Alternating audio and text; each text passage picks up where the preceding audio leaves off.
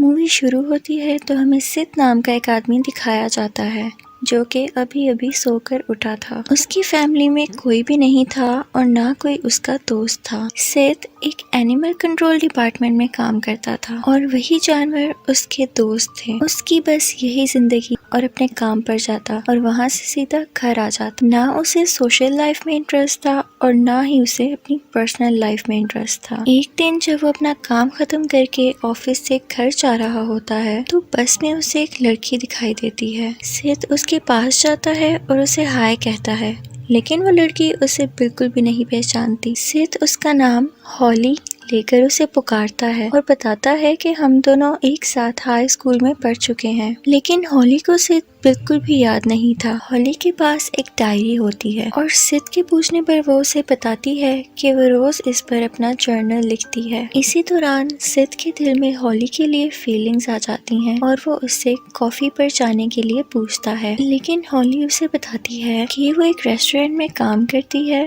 और उसका पहले से ही एक बॉयफ्रेंड है। कुछ ही देर में हॉली का स्टॉप आ जाता है और वो सिद की पूरी बात सुने बगैर अपने स्टॉप पर उतर जाती है। सिद इस बात से सैड हो जाता है।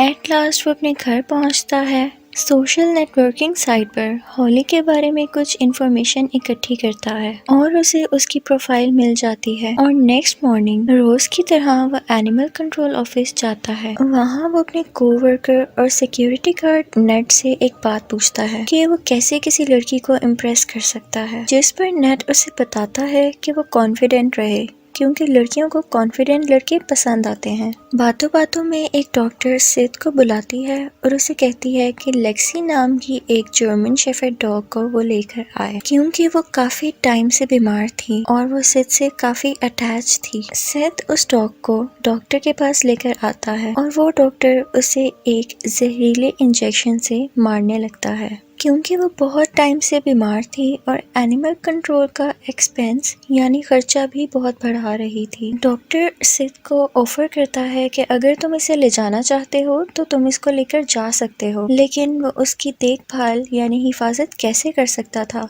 क्योंकि वो तो खुद अकेला रहता था। फिर डॉक्टर उस जर्मन शेफर्ड डॉग को इंजेक्शन लगाकर मार देता है। सिद उस डॉग की बॉडी को जला देता है। इसी दौरान वो जानवरों के पिंजरे यानी केज के पीछे वाले कमरे को नोटिस करता है जिसके अंदर एक बेसमेंट था। उसे देखकर वो काफी हैरान हो जाता है। इसके बाद वो अपने घर आ जाता है और दोबारा से होली के बारे में इंफॉर्मेशन इकट्ठी करने लगता है। इंटरनेट से उसे होली के रेस्टोरेंट के बारे में भी पता चल जाता है। वो होली की पिक्चर से गेस करता है कि होली की पसंद और नापसंद क्या हो सकती है और उसे एक नोटबुक पर लिखता है। अगले दिन सिद होली के रेस्टोरेंट लंच के लिए जाता है, लेकिन इस बार भी होली उसे पहचानने से इनकार कर देती है और इग्नोर कर देती है। वो तो उसका नाम जानने में भी कोई इंटरेस्ट शो नहीं करती, लेकिन फिर भी सिद उसे एक म्यूजिक कॉन्सर्ट में जाने के लिए कहता है। इस बात पर होली नाराज हो जाती है और वहाँ से चली जाती है। रात में जब होली अपने घर जा रही होती है तो उसे फील होता है कि कोई उसका पीछा कर रहा है। जो शख्स उसका पीछा कर रहा था वो सिद ही था। होली घर जाकर अपनी बेस्ट फ्रेंड क्लेयर को सारी बातें बताती है। इसी दौरान होली के बॉयफ्रेंड की कॉल आती है और वो वाइन यानी शराब के नशे में होली को अजीबोगरीब बातें बोल रहा होता है। होली गुस्से में आकर उसकी कॉल काट देती है और दोबारा से अपनी फ्रेंड से बातें करने लग जाती है। अगले दिन होली देखती है कि उसके रेस्टोरेंट में किसी ने उसे फ्लावर्स भेजे हैं। होली को लगता है कि शायद उसके बॉयफ्रेंड एरिक ने फ्लावर्स उससे माफी मांगने के लिए भेजे होंगे। वो शाम को इस बारे में उससे पूछती है, लेकिन वो साफ इनकार कर देता है, जिस पर होली समझ जाती है कि ये काम सिद का ही हो सकता है। यहाँ हम सिद को दोबारा देखते हैं जो फिर से होली का पीछा कर रहा था। वो एक बार फिर से होली को डेट पर ले जाने के लिए पूछता है। वो बताता है कि मैंने ही वो फूल तुम्हारे रेस्टोरेंट पर भिजवाए थे। होली को बहुत गुस्सा आता है और उसका बॉयफ्रेंड सिद को बहुत बुरी तरह मारता है और सिद काफी जख्मी हो जाता है। इस सब के बाद सिद को हॉली की डायरी मिल जाती है जिस पर रोज वो अपने जर्नल लिखा करती थी। वो घर आता है और उस डायरी को पढ़ने लगता है, जिसके बाद उसे हॉली के बारे में मजीद इंफॉर्मेशन मिल जाती है और उसे हॉली के बारे में एक सीक्रेट पता चलता है। नेक्स्ट मॉर्निंग वो दोबारा ऑफिस जाता है और उस बेसमेंट की तरफ जाता है। वो इंटरनेट से हेल्प लेकर उस बेसमेंट के लिए एक केज यानी पिंजरा तैयार करता है और सीक्रेटली वहाँ के क्लिनिक से जानवरों को पैरालाइज करने वाला एक इंजेक्शन चुरा लेता है। उस इंजेक्शन को टेस्ट करने के लिए वो खुद ही पर वो लगा लेता है, जिसकी वजह से उसकी बॉडी कुछ देर के लिए पैरालाइज हो जाती है। अगली रात वो दोबारा से हॉली का पीछा करता है, जो कि अपने अपार्टमेंट में जा रही थी, लेकिन उसके अपार्टमेंट में कोई भी नहीं होता। इस बात का फायदा उठाकर सिड उसको इंजेक्शन लगा देता है और उसे किडनैप कर लेता है और फिर उसे एनिमल कंट्रोल में एक बॉक्स में बंद करके ले आता है। नेट की नजर उस बॉक्स पर पड़ती है तो सिड उसको बातों में लगा देता है और हॉली को उस बेसमेंट में ले जाता है और वो हॉली को उस केज में डाल देता है जो उसने तैयार किया था। कुछ देर बाद हॉली को जब होश आता है तो वो देखती है कि वो एक केज में बंद है। वो खुद को छुड़ाने की कोशिश करती है लेकिन उसका नाखून टूटकर गिर जाता है। हॉली जोर जोर से चिल्लाती है लेकिन बेसमेंट में होने की वजह से और जानवरों के शोर की वजह से उसकी आवाज बाहर नहीं जा पाती और वो सारी रात अंधेरे में वहीं रहती है। अगले दिन से दोबारा अपने काम पर आता है और हॉली को टॉयलेट पर्पस के लिए एक मिडिल साइज्ड पोट और कुछ खाना देता है और वो उसे अपना नाम याद करवाता है क्योंकि उसने कभी उसका नाम जानने की कोशिश ही नहीं की थी। और फिर वो वहाँ से चला जाता है और 2-3 दिन तक हॉली के पास नहीं जाता। फिर जब वो हॉली के पास जाता है तो देखता है कि वो फेंट हो चुकी है। वो उसे पानी पिलाता है।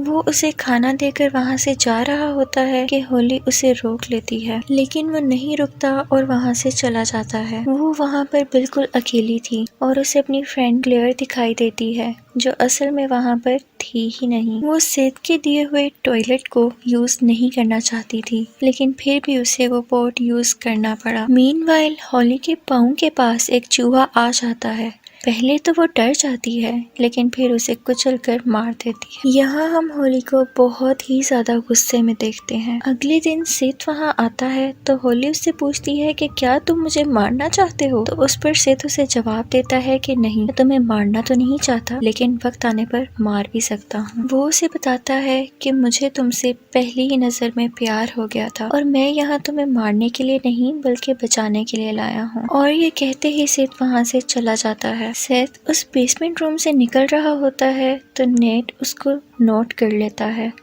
लेकिन फिर से सिड झूठ बोलकर वहाँ से चला जाता है। नेक्स्ट मॉर्निंग जब सिड दोबारा हॉली के पास आता है तो उसे वो उसकी डायरी दिखाता है जिसमें उसकी सारी बातें लिखी हुई थी। सिड उससे उसकी दोस्त क्लेयर के बारे में पूछता है तो हॉली कहती है कि मैं इस बारे में कुछ नहीं जानती। सिड कहता है कि मैंने तुम्हें उसके साथ बातें करते हुए सुन लिया था। हॉली उस पिंजरे में अकेली थी लेकिन सिड ये सुनकर डर जाता है कि उस पिंजरे से 2 लोगों की आवाजें आ रही थी। सिड उससे पूछता है कि क्लेयर क्या वाकई यहाँ पर है, जिस पर हॉली उसे कहती है कि नहीं, लेकिन फिर वो सिड के पीछे क्लेयर को देखती है। फिर सिड उस पर ये राज खोल देता है कि तुम दरअसल बीमार हो और क्लेयर कोई लड़की नहीं है, ये सिर्फ तुम्हारा ख्याल है जो तुम खुद इमेजिन करती हो। और फिर सिड हॉली को शुरू से वो सारी बातें बताता है जो उसने अपनी डायरी में लिखी हुई थी। इनफैक्ट कुछ टाइम पहले हॉली और एरिक की एंगेजमेंट हो चुकी थी, लेकिन फिर हॉली को एरिक के फोन से पता चलता है कि उसकी फ्रेंड और उसका अफेयर चल रहा है, जिसकी वजह से हॉली जानबूझकर कार स्पीड तेज कर लेती है और एक्सीडेंट करवा देती है, जिसकी वजह से वो दोनों काफी जख्मी हो जाते हैं। लेकिन हॉली जानबूझकर क्लेयर की आंख में ग्लास घुसा देती है, जिसकी वजह से क्लेयर मर जाती है।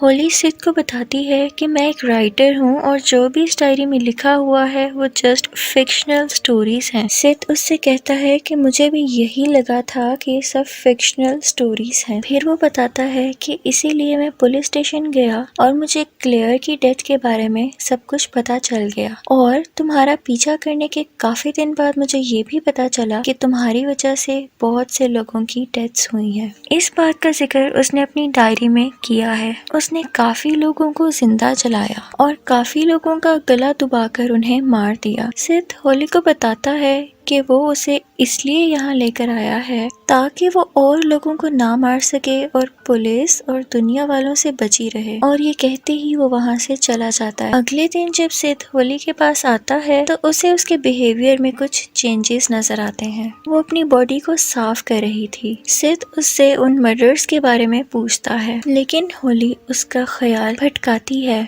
और अपना सर जोर जोर से पिंजरे के साथ मारती है, जिससे वो काफी जख्मी हो जाती है। सिद ने काफी दिनों से उसे कुछ भी खाने के लिए नहीं दिया था। होली उससे खाने के लिए कुछ मांगती है, लेकिन सिद इनकार कर देता है, जिस पर होली उससे प्यारी प्यारी बातें करने लगती है। वो कहती है कि शायद मैं तुमसे प्यार करने लगी हूँ, और सिद उसकी बातों में आकर उसके लिए कुछ स्नैक्स लेने चला जाता है। और यहाँ नेट फिर से सिद को बाहर आते हुए देख लेता है। उसके जाने के बाद वो बेसमेंट में जाता है। वो बेसमेंट में होली को एक पिंजरे में बंद देख लेता है और वो उसे देखते ही उससे मदद मांगने लगती है। वो उससे पिंजरे का ताला तोड़ने को कहती है, लेकिन नेट से वो ताला नहीं टूटता और इसी दौरान वहाँ सिद आ जाता है। और फिर होली सिद से उल्टा नेट को मारने को ही कहती है। वो कहती है कि पास पड़े ब्लॉक से नेट को मार दो। सिद ऐसा ही करता है, जिसकी वजह से उसका सर फट जाता है और वो वहीं मर जाता है। अब सिद होली की तरह ही एक मर्डरर था। वो उसे गाइड करती है कि तुम इस डेड बॉडी को कैसे एक जगह पर छुपा सकते हो ताकि पुलिस तुम तक ना पहुंच सके। सिद फिर उसके दांतों को निकाल देता है और उसके फिंगरप्रिंट्स को मिटा देता है ताकि किसी भी तरह से नेट को आइडेंटिफाई ना किया जा सके, यानी पहचाना ना जा सके। और फिर वो नेट की बॉडी को एक तेज चाकू से छोटे छोटे टुकड़ों में काटता है और वहाँ के ही कुत्तों को 2 दिनों तक खिलाता है। नेट के गायब होने पर पुलिस उसे ढूंढने लगती है और वो सिद से भी इन्वेस्टिगेशन करती है और उन्हें सिद पर ही शक होने लगता है। पुलिस उससे कहती है कि उनकी नजर उस पर ही रहेगी। सिद इस बात से काफी डर जाता है और जब वो होली के पास आता है तो होली उससे फिर प्यार भरी बातें करने लगती है। वो उससे कहती है कि तुम मुझसे प्यार नहीं करते, अगर प्यार करते होते तो यहाँ मुझे कैद न रखते। होली उससे सबूत के तौर पर उसकी एक फिंगर यानी उंगली मांगती है, जिसको सुनकर सिद काफी शॉक्ड हो जाता है। होली कहती है कि तुम सिर्फ दिखावा करते हो, और फिर से सिद उसकी बातों में आ जाता है और अपनी उंगली काट देता है, जिससे उसको बहुत दर्द होता है। इसी बात का फायदा उठाकर होली उसका चाकू ले लेती है और अपना गला काटने लगती है। वो सिद को धमकी देती है कि अगर वो उसे यहाँ से नहीं जाने देगा तो वो खुद को मार डालेगी। उसकी बातों में आकर सिद पिंजरे का दरवाजा खोल देता है तो वो बाहर आकर सिद से प्यार भरी बातें करने लगती है, जिस पर सिद समझता है कि होली भी उससे प्यार करने लगी है।